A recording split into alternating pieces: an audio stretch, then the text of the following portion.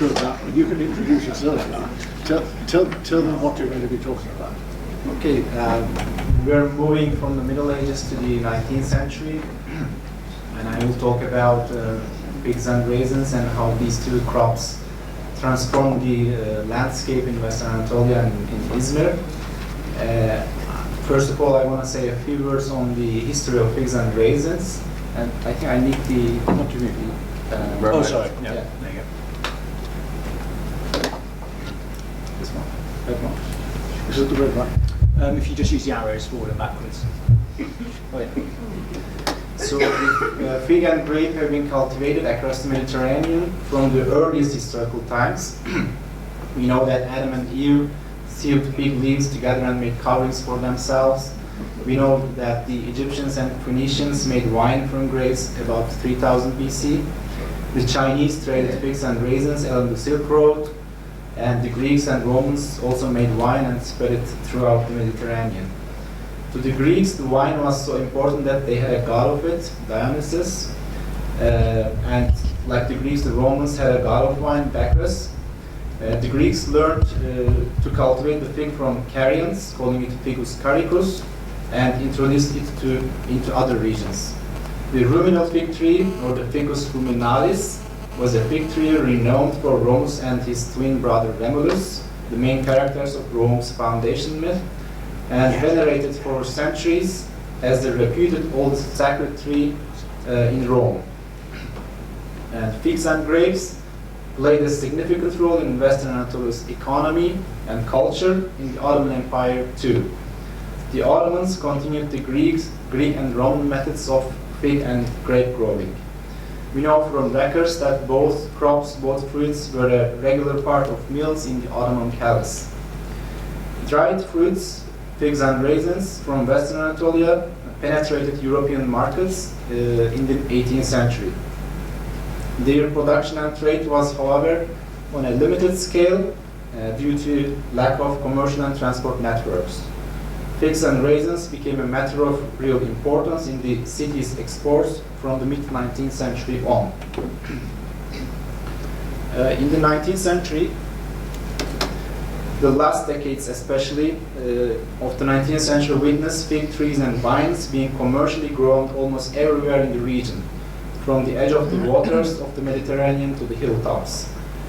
Fig grew anywhere within a distance of 100-150 miles from the sea, but predominantly on the hillsides in the Büyük-Menderes Valley along the Meander River. The largest fig gardens were on southern slopes of the Aydın Mountains around the towns of Aydın, Nazilli, and Sultanhisar. Western Anatolia's temperate climate and fertile soil rendered it an ideal region for growing grapes too. Especially the Geddes Valley became the center of viticulture, where farmers grew grapes and produced raisins for local and export markets. It would not be wrong to claim that what the banana meant for tropical lands was for Western Anatolia the fig and grape. The expansion of fig and grape growing across the region and the commodification of dried fruits were closely related to three major factors or processes that changed the context in which the city and country interacted economically, socially, and ecologically in the second half of the 19th century. Now I'm going to talk about these three factors or processes, and the first one is the demographic processes. From the 19th century on, there was a steady growth of population due to natural increase and improvement in sanitary conditions. Migrants and refugees escaping from the wars and conflicts in the Morea, Crimea, and Caucasia and elsewhere, but also the sedentarization of nomadic groups added to the population of Western Anatolia. The number of people involved in agricultural activity increased in Western Anatolia, while the expanding manufacturing and industrial sector in Izmir created employment opportunities to urban populations. The most significant outcome of population growth in rural areas was the opening of new lands to cultivation, and as its consequence, the increase in agricultural production. Rural residents cleared rocky terrain and forests on the hillsides in order to plant fig trees and vines in this period. They preferred to reclaim hilly land because a considerable percentage of abandoned land was found in highlands and remote areas in Western Anatolia. As long as the settlers did not cut forests reserved exclusively for the shipyard or for imperial hunting, the Ottoman government did not take any action against agricultural clearing within its borders. The second process, overlapping process, is the regulation of land reclamation. In the mid-19th century, the density of human settlement and activity reached to a level at which competition for fertile agricultural lands and other natural resources grew to be more intense. This situation naturally led to some conflicts with regard to the property acquisition. The Ottoman government found it necessary to regulate the poorly or vaguely defined property rights and to redraw the boundaries of pastures, forests, and common grazing lands to prevent conflicts among settlers by a number of imperial laws and edicts. Among these laws, among the legal steps taken, the 1858 Land Code was the most important one with respect to the economic and ecological transformation of Western Anatolia. From an agroecological perspective, the Land Code started a new period when human impact on the environment accelerated and intensified because it redefined property relations that radically changed the allocation of land as a source. The Land Code, by allowing individual ownership in land, stimulated the rehabilitation of landscape. And the third process was the creation of a railroad network of hundreds of miles, a major infrastructural project in Western Anatolia. So when completed in 1866, the Izmir-Aydın and Izmir-Kasaba railroads facilitated the interchange between city and country.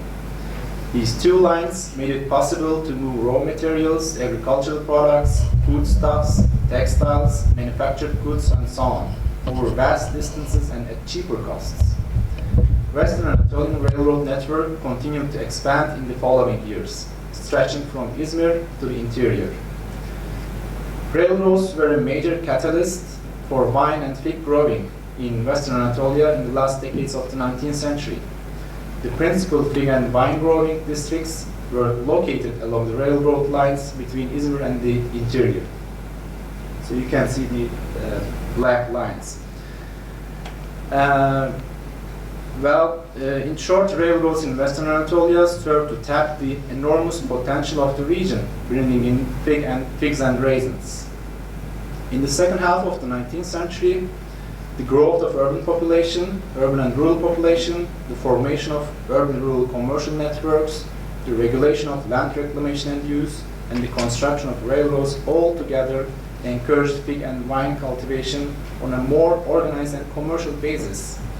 In this period, Izmir became indisputably the center of dried fruit trade in the Ottoman Empire, and the number of individuals and companies involved in the fig and raisin business increased considerably.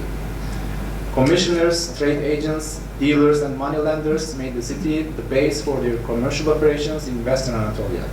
And of course, among them, there were many Levantine families or Europeans. As the production of trade of figs and grapes grew, the operations related to their picking, processing, packing, and delivery expanded and diversified, providing employment for numerous urban and rural residents. Fig and raisin networks penetrated from Izmir into the interior, with many entrepreneurs, merchants, artisans, local actors, and middlemen involved. Figs and grapes, in short, promoted the transformation of the natural environment into a commodified landscape, contributed to the already increasing interaction between the city and country, and connected residents in either space to each other.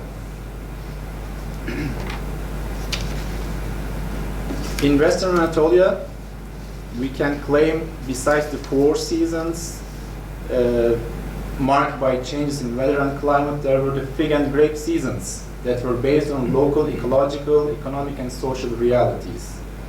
The fig season began with the ripening of figs in early summer and ended with the shipment of last boxes of dried figs from the port of Izmir to Western Europe and North America in autumn. The grape season, on the other hand, coincided with the fig season, and the methods of gathering, drying, and sacking of grapes was simple and similar to figs. So I don't want to talk a lot about the numbers, so you can see, but just to give a few numbers and figures. Figs and raisins, they were the leading export items of Western Anatolia in the 1860s and 1870s. Just to give a number, Harris Heap, the US consul in Istanbul, recorded the arrival of 54,000 camel loads of figs, each camel carrying 400 pounds in 1 month in October 1882. Heap said, 15 years before that time, not more than half that amount was recorded for the whole season. Heap also noted that in 1881, in one night only, no fewer than 195,000 barrels, cases, bags, boxes, drums, and baskets of figs and raisins were shipped from Izmir. The most important purchasers of Western Anatolian figs were the British, Germans, and the Americans. Raisin production in Western Anatolia, despite some fluctuations, rose steadily in the second half of the 19th century, and according to the reports of US consuls in Izmir, reached its climax in 1884 with 95,000 tons of raisins.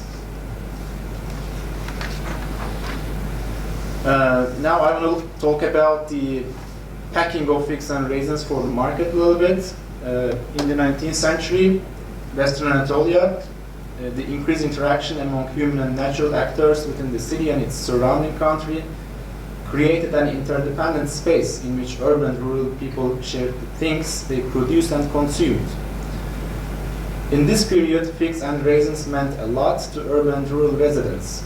The fortunes of the fig or raisin merchant, wholesaler, and dealer were tightly linked with the fortunes of farmers and producers. There was a kind of mutual interdependence between the merchant who sold the Smyrna figs and raisins to Europe and the wage laborer who worked in the orchards and vineyards. The arrival of the first figs in the city was therefore always celebrated as a popular festival, fig festival, in which fig-laden camels were followed by a throng of shouting people to the fruit market. I think the next slide. No. I forgot to put that photo. Fig packing and processing was perhaps the best industry to find a seasonal employment, and one could make enough money in 3 or 4 months packing season to live throughout the winter. After the purchase, the figs were brought to factories or packing establishments owned by the shipping and packing companies and emptied out on the floor in a square heap. There, laborers of both sexes, but mostly women and children, who specialized in stringing figs, were employed as laborers. For example, some 1,500 laborers were employed in the camel brand factories of an Armenian merchant, Aram Amparsun, in 1908. On factories, fig workers flattened each fig with their fingers to render it and give it the required oblong form. On the heap was a row of low baskets which were used to separate the figs of first and second quality. The undersized, tough or spotted figs, which were at least 10% of the total, were thrown in a separate heap for domestic consumption. When the packing was completed, finally, the boxes were again passed on to the women, who complete the process by placing laurel leaves between the upper rows before the final nailing down and polishing off by the carpenter. The manner of packing raisins also had to meet the requirements of purchasers. I think, how many minutes do you have? How many have we got? About 5 minutes. Okay. Okay. We've got 5 minutes. Oh, that's a long time. Okay.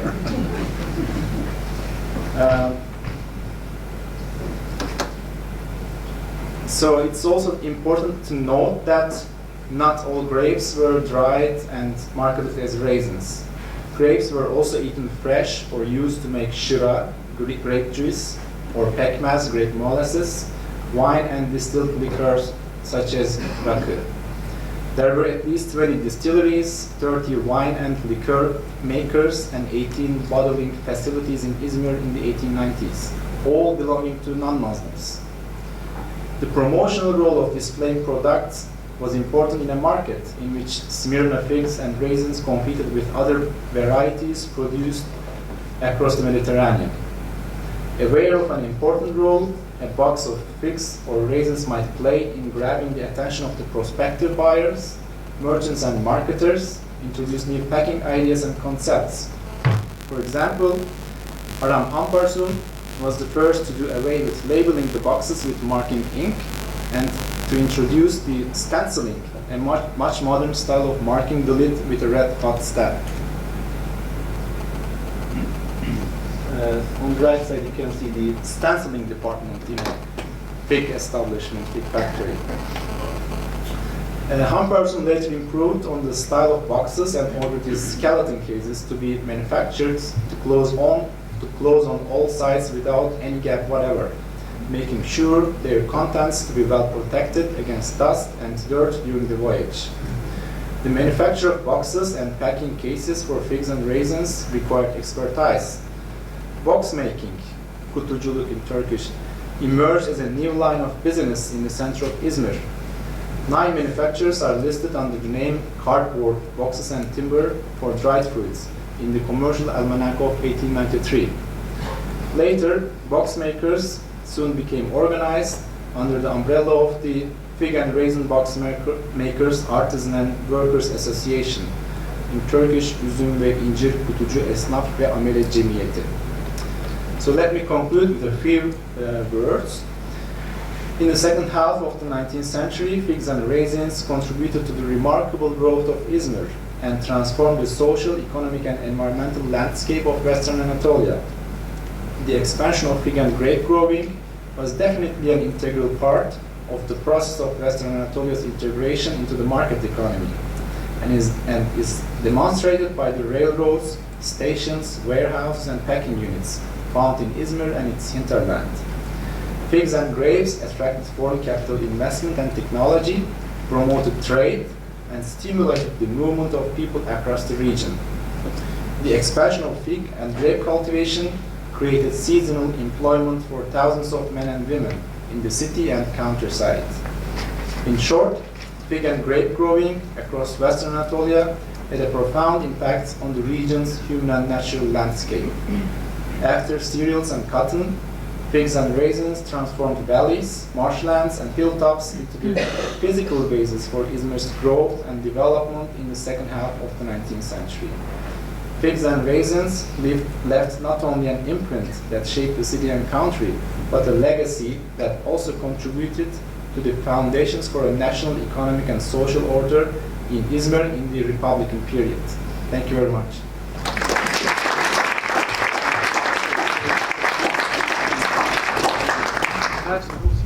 Yes, some water. Have we got a glass? I've got the Yes. Onur Inal, thank you very much. Yeah, can I just say Another one word. more? Yeah, One. just one more. Yeah, I took these photos.